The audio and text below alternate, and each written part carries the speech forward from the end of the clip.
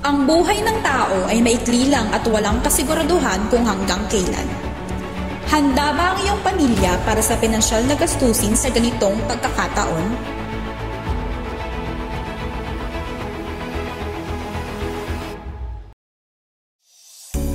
Good news! Kung ikaw ay miyembro ng San Jose Co-op, may maaasahan kang tulong mula sa kooperatiba. Maaaring makatanggap ang iyong benepisyaryo ng 15,000 hanggang 300,000.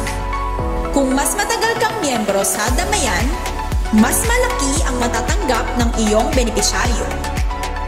Ang bawat miyembro ay kailangang magdeposito ng 100 hanggang 150 piso kada buwan upang mapanatili ang maintaining balance ng 2,000 piso. Upang maiwasan ang pagkakaroon ng suspendidong account sa damayan, siguraduhin hindi magiging negatibo ang laman ng Damay Impok Savings. Magpa-member na